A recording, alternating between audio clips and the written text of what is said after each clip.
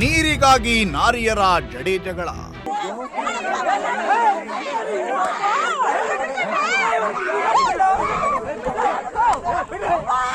ಜುಟ್ಟು ಹಿಡಿದುಕೊಂಡು ಹೊಡೆದಾಡಿಕೊಂಡ ಮಹಿಳೆಯರು.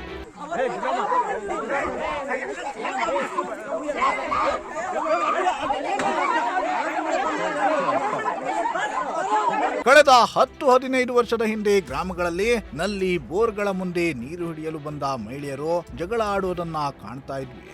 ಕಾಲ ಬದಲಾದಂತೆ ಗ್ರಾಮಗಳು ಅಭಿವೃದ್ಧಿಯಾಗಿದ್ದು ಮನೆ ಮನೆಗೂ ನಲ್ಲಿಗಳು ಬಂದಿದ್ದು ನೀರಿಗಾಗಿ ಆಗ್ತಿದ್ದ ಗಲಾಟೆಗಳು ಕಾಣೆಯಾಗಿದ್ವು.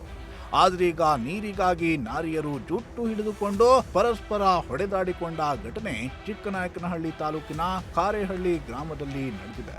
ನಾರಿಯರ ಹೊಡೆದಾಟ ಇದೀಗ ಪೊಲೀಸ್ ಠಾಣೆಯ ಮೆಟ್ಟಿಲಿಗೂ ಏರಿದೆ.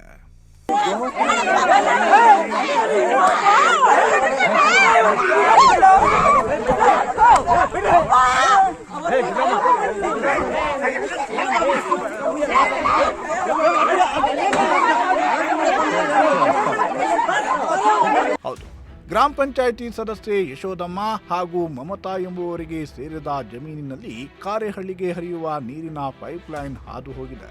ಆದರೆ ಪೈಪ್ಲೈನ್ ನಲ್ಲಿ ಅಕ್ರಮವಾಗಿ ಸಂಪರ್ಕವನ್ನ ಪಡೆದು ಯಶೋದಮ್ಮ ಮಮತಾ ಇಬ್ರು ಕೂಡ ಅಡಕೆ ತೋಟಕ್ಕೆ ನೀರನ್ನ ಹಾಯಿಸಿಕೊಳ್ತಾ ಇದ್ರು ಎಂಬ ಆರೋಪ ಕೇಳಿ ಬಂದಿದೆ.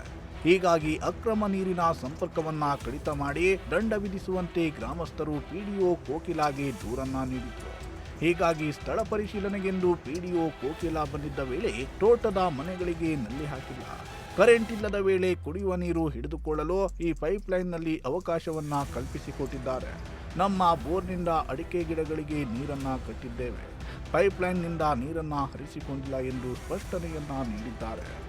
ಗ್ರಾಮಸ್ಥರು ನಮ್ಮ ಮೇಲೆ ಸುಳ್ಳು ಆರೋಪ ಮಾಡಿದ್ದಾರೆ ಎಂದು ದೂರಿದ್ದಾರೆ.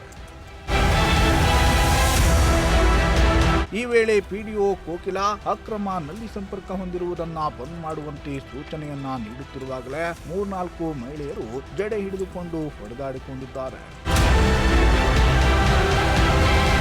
ಅಲ್ಲದೆ ಜಗಳ ಬಿಡಿಸಲು ಹೋದ 2 ಕಡೆಯ ಗಂಡಸರು ಕೂಡ ಕಿತ್ತಾಡಿಕೊಂಡಿದ್ದಾರೆ. ಬಟ್ಟೆಯನ್ನ ಹರಿದು ಹಾಕಿಕೊಳ್ಳುವ ಮಟ್ಟಿಗೆ ಹೋಗಿದೆ ಈ ಜಗಳ. ಸದ್ಯ ಜಡೆ ಜಗಳ ಸಂಬಂಧ ಪೊಲೀಸ್ ಠಾಣೆ ಮೆಟ್ಟಿಲೇರಿದ್ದು ಕ್ರಮಕ್ಕೆ ಮುಂದಾಗಿದ್ದಾರೆ. ಅದೇನೇ ಆಗಲಿ, ಮನೆ ಮನೆಗೆ ನಲ್ಲಿಗಳು ಬಂದ ಬಳಿಕ ಜಡೆ ಜಗಳಗಳು ಕಡಿಮೆಯಾಗಿದ್ದು ಇದೀಗ ಚಿಕ್ಕನಾಯಕನಹಳ್ಳಿಯಲ್ಲಿ ನಡೆದ ಈ ಜಡೆ ಜಗಳ ಫುಲ್ ವೈರಲ್ ಆಗ್ತಿದೆ. Bureau report, Prajashakti TV.